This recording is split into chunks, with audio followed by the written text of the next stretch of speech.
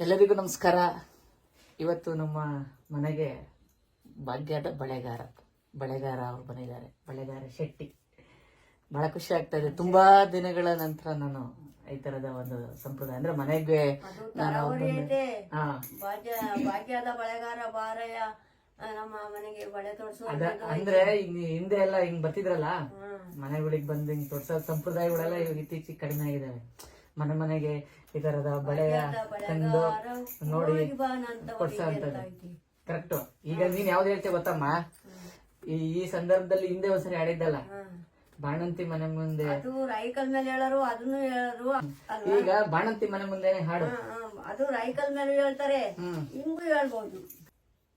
ಬಾಣತಿ ಮನೆ ಮುಂದೆ ಬಾಳೆಯ ಚಾಪರ ಬಾಯಿ ಬಾಳೆಯ ಬಾಳೆಗಾರ.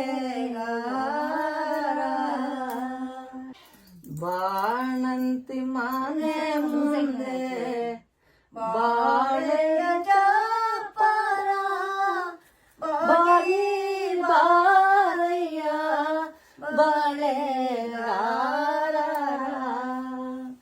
ಬಾಗಿ ಬಾರೆಯ ಬಳೆಗಾರನ ಮನೆಯ ಬಾಣತಿಗೆ ಬಳೆಯ ತೋಡು ಬಾರೋ.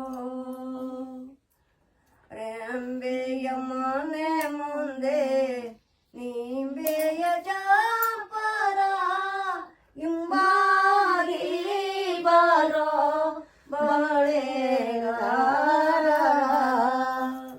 ಹಿಂಬಾಗಿ ಬಾರೋ ಬಳೆಗಾರನ ಮನೆಯ ರೆಂಬಿಗೆ ಬಳೆಯ ತೋಡು ಬಾರೋ.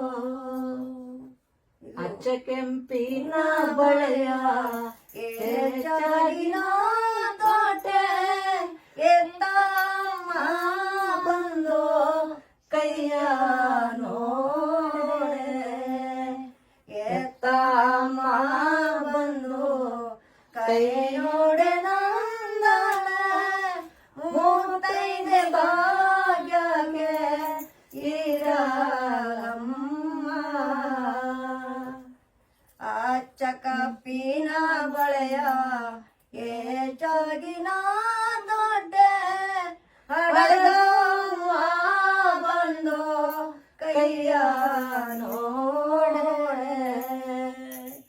ಹಡಗಮ್ಮ ಬಂದು ಕೈ ನೋಡೆ ನಂದಳೆ ಮೂತೈದೆ ಸ್ಥಾನಕ್ಕೆ ಇರಲಮ್ಮ.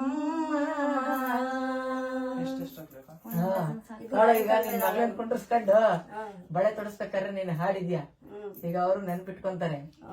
ಹಾಗಾಗಿ ಈ ಹಾಡನ್ನ ನಾನು ಹಾಡ್ಸಿದ್ದು. ಇದು ಒಂದೇ ತರ ಹೇಳ್ತಿರ್ಲಿಲ್ಲ. ಆಮೇಲೆ ನೀವು ಬಳೆಗಾರ ಶೆಟ್ಟಿ ಈ ತರದ್ದೆಲ್ಲ ಕೇಳಿದಿರ ಹಾಡುಗಳು?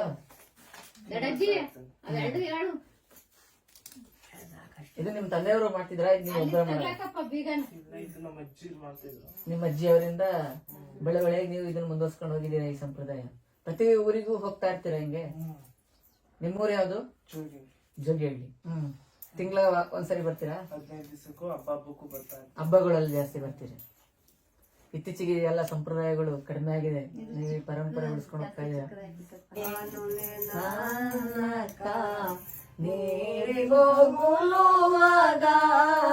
ನೀಲಾದ ಬಳೆಯೇ ನೀಲಾದ ಬಳೆ ಎದುರಾಗಿ ಬರೆದಾರ ಹೋಗಿ ಬಾರಯ್ಯ ತವರಿಗೆ ಹೋಗಿ